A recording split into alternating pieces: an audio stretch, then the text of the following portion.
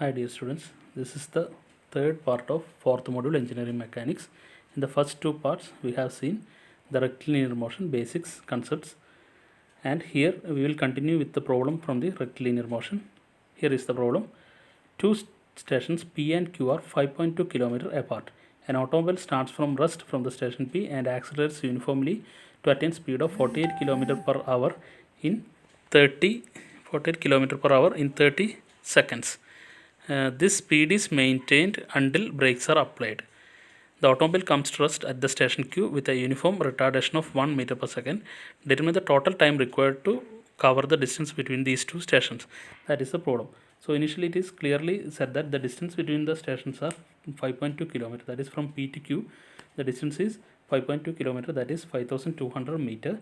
And from station P the train starts from rest. Therefore U is equal to 0. Then after time is equal to 30 seconds, that is t1. In that figure time is shown as t1.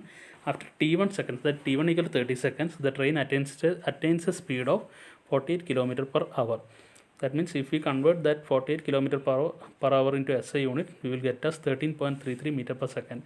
Kilometer converted to meter, we are multiplying by 1000. To convert the hour into second, we are dividing by 60 into 60. Then you will get it as 13.33 meter per second. Now we can do the same problem in the conventional way also, but here what we are doing is we will be doing the problem with the area under the velocity time diagram, with the help of area under the velocity time diagram. As we know, the area under the velocity diagram is nothing but the displacement. We can solve the problem easily from this diagram. Okay, now initially we are plotting the velocity time diagram. The leftmost point is P. This point is P. From here the train starts and uniformly accelerates to attain a speed of 13.33 meter per second. This horizontal line is 13.33 meter per second. Then after onwards it is traveling with a uniform velocity. That the uniform velocity motion is along this horizontal line. Once it is nearing to the station Q, it decelerates at a rate of 1 meter per second square. That is here retardation rate, acceleration opposite to acceleration, that is retardation is 1 meter per second square, and train is finally stopping at station Q. Now the area under this curve, total area under this curve will give total displacement, that is 5200 meter.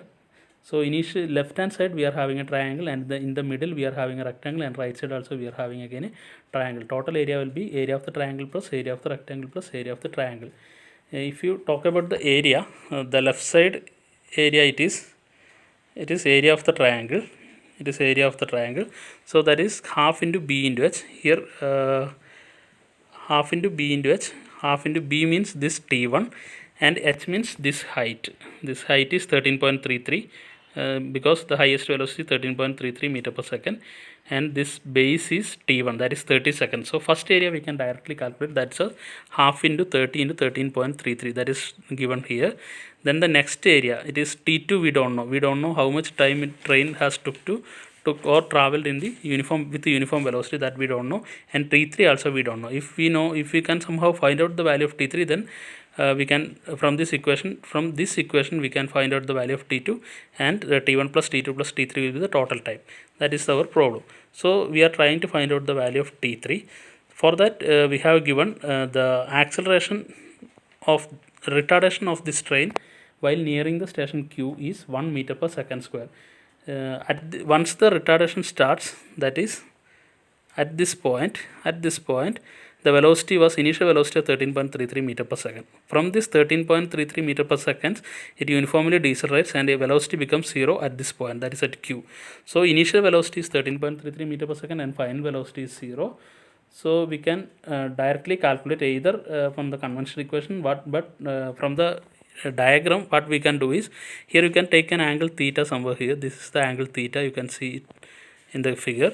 Tan theta is nothing but opposite by adjacent. Here opposite is 13.33, this distance is 13.33, and adjacent is t3. So you can write t3 in tan theta equal to 13.33 divided by t3.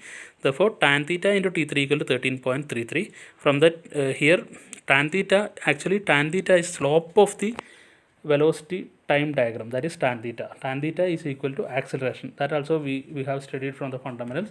Slope of the velocity time diagram will give the acceleration. Here acceleration is given as 1 meter per second square. Therefore, we can directly write as tan theta equal to 1. Therefore, T3 into 1 equal to 13.33. And finally, we got T3 equal to 13.33. So, from this equation, we can find the area of the second, this part also, that is the third part, that is this triangular area also we can find out half into T3 into 13.3, that is this one, half into T3 into this part, half into 13.33 into T3 also value we got is 13.33, and the rectangular areas width into height, that is T2 into 13.33. So that you can see 13.33 into T2. So from this equation only unknown quantity is T2, and we can analyze the T2, and the value got is T2 equal to 368.833 second. So total time from P to Q is T1 plus T2 plus T3. So you will get the total time as 411.66 second. This problem can be done in the conventional way also. There is no problem of doing with the conventional method also. What we will do is, in the conventional we will divide the motion as such into 3 parts. Initial part, initially the u is first part, that is for the time t1 it is 30 second. What happens to the train is starting from a initial velocity u is equal to 0 and gradually attains a speed of final velocity 13.33 in 30 seconds. So we have the fundamental equation v is equal to u plus at, u is equal to 0. From that you can find the value of acceleration. A you can find out. Once you got the A, v square minus u square equal to 2as. From that equation v is equal to 13.33. Acceleration value you have find out from this one. Substituting, you will get the value of s1. You will get around 200 meter or something, I don't know exactly. You do it.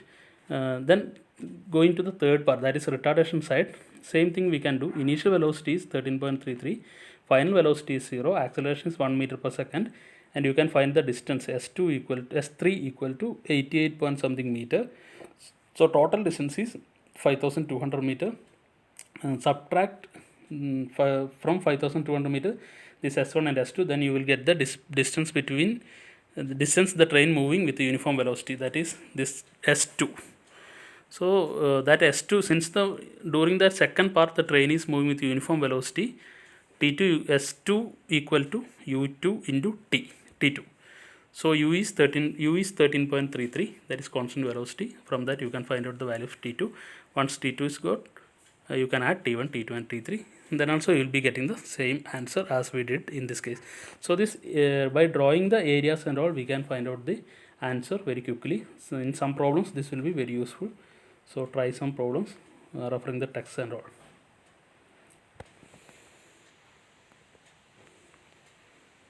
Okay, next one is motion with gravity. That is, body is moving with gravity or against gravity. Some examples are problem of freely falling bodies and all. From a tower some stone is being dropped, something like that. All these are examples for motion with gravity. The some important points to be remembered in this case is, here the uniform acceleration is acting, and acceleration acting is acceleration due to gravity. Here the uniform acceleration acting is acceleration due to gravity g. So for the upward motion, the motion can be of two types. Either it will be upward motion or the motion will be downward motion. So for the upward motion g is negative, and for downward motion g is taken as positive. Against the gravity the g is negative, and towards the gravity it is positive. So if the object is falling downward, then the gravity is taken as positive. If the object is moving upward, then the gravity is taken as negative. When a body freely falls from a height h, assume the body is freely falling from a particular height h, we know that since the body is freely falling, initially the velocity is 0, u is equal to 0. As the body moves on further distance, the velocity gradually increases due to acceleration due to gravity. In that case, if the body is freely falling from a particular height h, the assumptions taken or the points to be noted are u is equal to 0 and g is equal to 9.81 meter per second square. Therefore, the conventional equation we have got v is equal to u plus at. In that equation, since u is equal to 0, the equation becomes v is equal to gt. And next equation is s is equal to ut plus half at square. Here s becomes h because the distance travelled is h, total height h, and s is equal to ut. U is equal to 0, that term vanishes. The next term is half at square, Acceleration, here it is acceleration due to gravity g, therefore the term becomes gt square by 2. The second equation h is equal to gt square by 2, and the last one is v square minus u square equal to 2as. That was our conventional equation. Here u is equal to 0, therefore v square equal to 2 into g into, instead of s we will be substituting s, that is h, that is equal to v square equal to 2gs. These are the three fundamental equations used in the case of freely falling bodies. The next case is a bodies are thrown vertically upward from the ground. A body is thrown vertically upward. The body is moving against the gravity, so body is moving upward with a velocity u. Since a body has to move against gravity, it has to be thrown with a particular velocity. Assume that initial velocity is u, then g is equal to minus 9.81 meter per second. So why we are taking that negative is motion is against gravity, upward motion. So always we have to give g, you have to consider the value of g as minus 9.81, and at the maximum height, assume that we have thrown an object vertically upward, we have thrown a stone vertically upward. Once it reaches the maximum point, the velocity becomes 0. Then after onwards, what happens? The body will fall freely downward. So at the maximum point, velocity, final velocity will be 0. Initial velocity is u, final velocity is 0. That is the case of vertical upward motion. So therefore, in this case, the fundamental equation becomes, initially we have v is equal to u plus at. Here the v is equal to u minus gt, since g is again minus comes since it is against gravity. Here v is the velocity at a particular point, that's all, not the final velocity. So if you are considering the entire motion from starting point to the maximum height, then v becomes 0. Otherwise, in between any point, if you are considering, we have to find the velocity at that point. We will be using this equation, v is equal to u minus gt, and the next one is h is equal to ut minus gt square by 2. This equation is h is equal to ut plus half at square. Here instead of s we are substituting h. H means in between height, not the maximum height. Don't confuse with h and maximum height. Here we are considering some height in between the projection, that's all, in between the movement. So h is equal to, in whatever may be the distance h, u is the initial velocity ut, minus is coming since against gravity gt square by 2. Here instead of a we will be substituting minus g, that's all. The next equation is v square minus u square equal to 2as. So here it becomes v square minus u square equal to minus 2gh. That minus is from minus g. Now maximum height attained. If the height is maximum, instead of h we are substituting the value h max, maximum height. Then at that case I told u is equal to 0. So from the last equation, v square minus u square equal to 2gh, we will get 0 square minus u square equal to minus 2gh, or minus u square equal to minus 2gh. Therefore h equal to u square by 2g. That will be the maximum height that a body can attain with a velocity if it is thrown vertically upward with a velocity u. U square by 2g is the maximum height that it can attain. And from the first equation we have v is equal to u minus gt. Next one is time to reach the maximum height. That is, from the first equation we have got v is equal to u minus gt. The maximum height, at the maximum height v is equal to 0. Therefore 0 equal to u minus gt. From that equation we will get u equal to gt, or t is equal to u by g. So that is the time to reach the maximum height.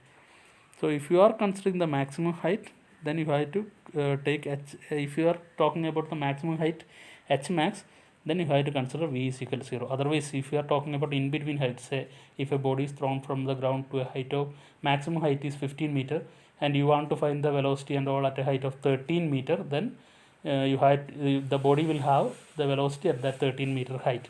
But once it reaches to the 15 meter height, then it won't have any final velocity, v becomes 0.